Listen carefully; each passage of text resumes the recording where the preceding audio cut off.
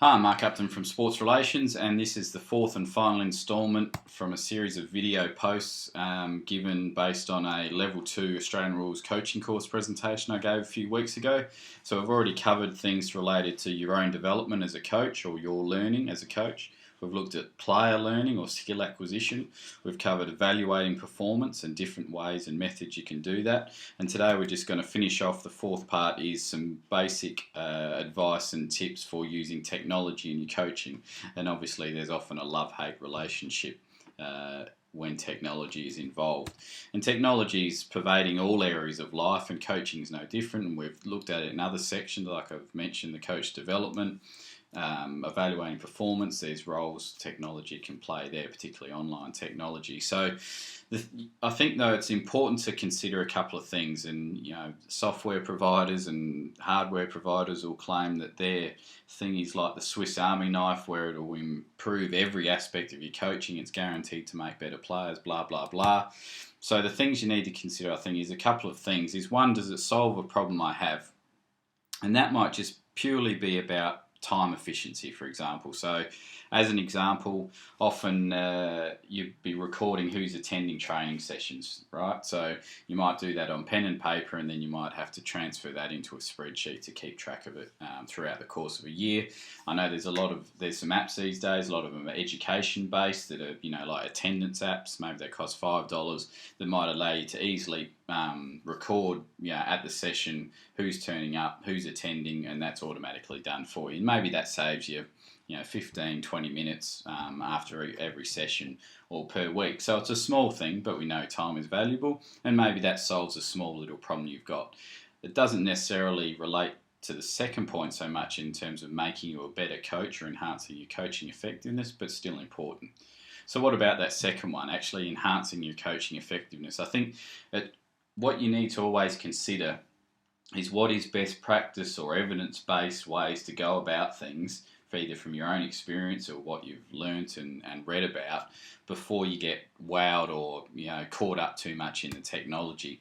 And if we relate again to looking at the skill acquisition or learning for players, in education they often have a saying that pedagogy before technology. And pedagogy is really about, it's sort of the science of education and how people best learn and how to understand that before getting or looking too much into then the technology. So understanding how people learn, then looking at the technology to say, okay, does this fit in with what we know about how people learn, and is it likely to help and make that a more effective process?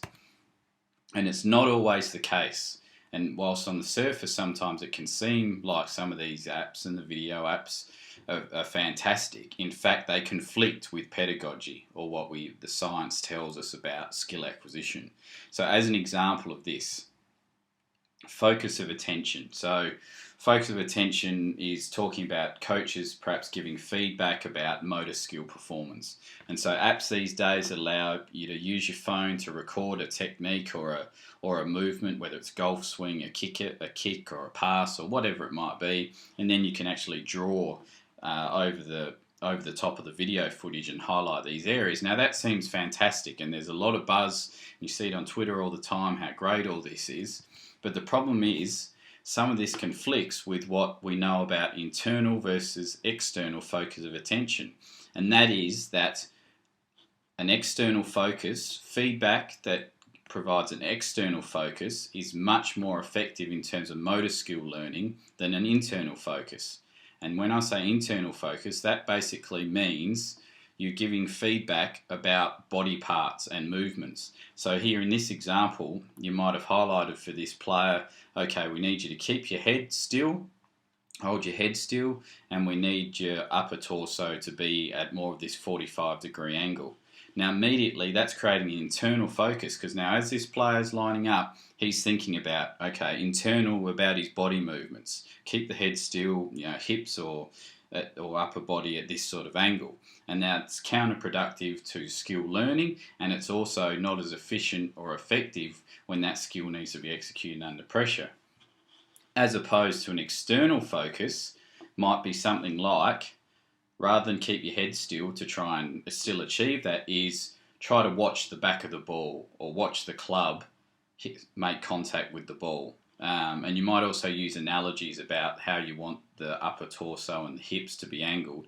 You can use more of an analogy to create more of an external focus. So you, rather than the player now thinking about their actual segments of their body parts and controlling those, they've got external focus, which a lot of research has shown is a more effective way of providing feedback and enhancing motor skill learning. So that's one example here where these apps, for example, this sort of video app with the drawing actually encourages feedback that gives an internal focus, but that is not good pedagogy. Okay, so just as you know, one example.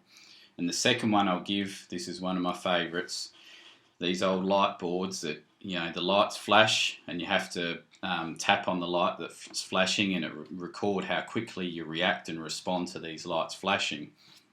And these companies subtly try to slot in that if you're a soccer player, a basketball player, an Aussie rules player, that if you do this, you know, it'll improve reaction time and also improves your anticipation and decision making. Well, that's just not right.